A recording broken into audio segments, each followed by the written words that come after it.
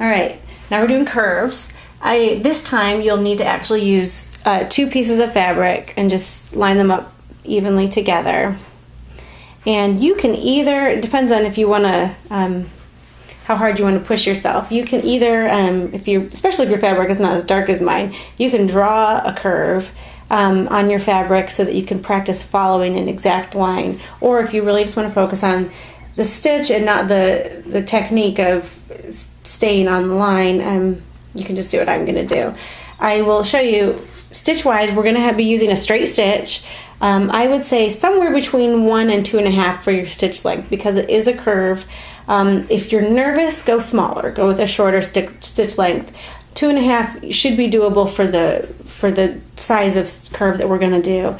And then the stitch width isn't going to matter because it's a straight stitch. So I'm going to start right here with maybe about a 1-inch seam allowance, and I'm just gonna do a curve. If you want to follow a line you can, or if you want to just do a freehand curve, that's totally fine too. For this though, we're going to stitch 1 stitch in and then we're going to back stitch. That's how I back stitch. You probably have something, maybe a button that you hold down and then you have to press on your pedal again to make it stitch backwards. One way or the other, do a back stitch because that's also called a stay stitch, and that's going to keep our thread from coming loose, our seam from coming loose. So go ahead with your curve.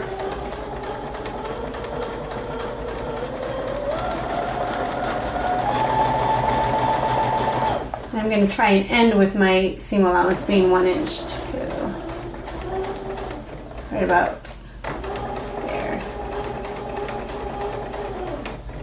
And then another stay stitch. And cut it. All right.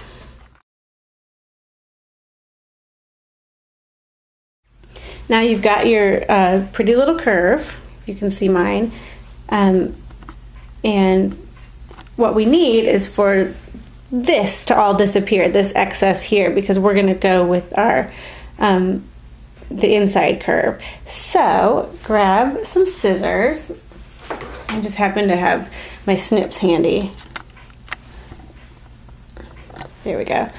And just cut a 1/4 inch seam allowance on that. It doesn't have to be super pretty. The thing that I want to show you is that we have, if we turned this inside out right now, we would have a bulk of fabric on the inside. Too much, you can't really see.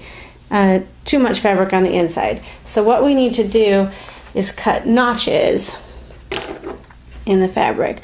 Little triangles. Now be really careful not to snip through your stitch.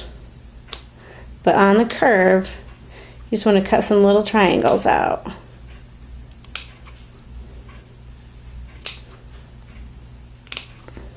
And then over here too. So you see these little notches that we've cut out. And that is going to ease the curve for this turn. And then we have this pretty little thing that looks like maybe a shoulder or something. So there is your curve. And then we're going to press it in just a second. Okay, I have my cute little mini ironing board here and my curve, stitched curve with the notches cut out of it. So I'm gonna turn it inside out, and I would say either set your iron on a steam setting or give it a little spritz with a squirt bottle. And I'm gonna press it. Press the seam open. So you want there to be, you want your seam to be all the way out so you can almost see the stitching. Now, in our case, we're using white stitching, so this is going to help.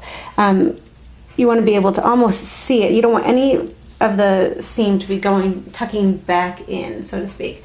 So, I'm going to sew my curve real quick, or iron my curve.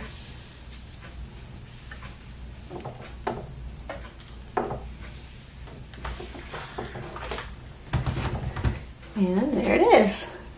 All done, and I can paste that in my book now.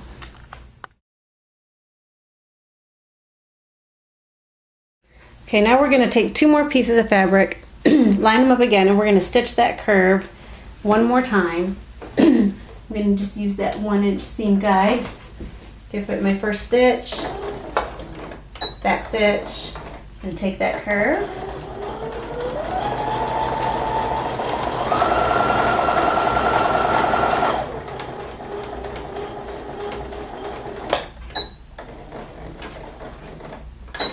And clip it out.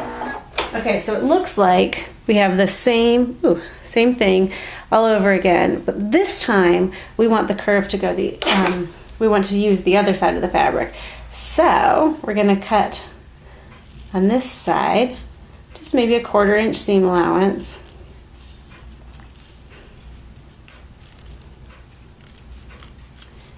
And in this case, when we turn it right side out, it won't be that we have an excess of fabric in here, it won't be that we have too much, it will be that we have too little to take the curve. So in this, we just do, instead of doing notches out, we just do clips along the seam line. Now this is something that you would use, like if you've ever done my bib tutorial for babies, you have to do that neckline, and so after you stitch everything, you have to turn it inside out, but you want that neckline to go nicely, so this eases it. Now we're gonna bring that little ironing board back. Get it. Okay. And we're gonna press this one open. Now this is gonna be a little tricky. You're just gonna have to give it a quick spray and just gonna have to go around. I would say start with the bottom piece flat, if you can see, and just press the upper piece up. That's going to be a good start because this is going to be a trickier one to press open. But that gets the seam all separated.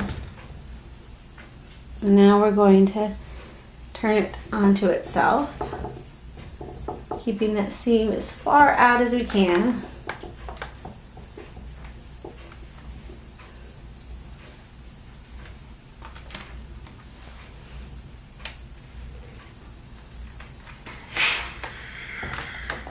And with the same stitch, using clipping instead of notching, we have sewn a completely different thing. You can see how that would be maybe the bottom of a neckline of a bib.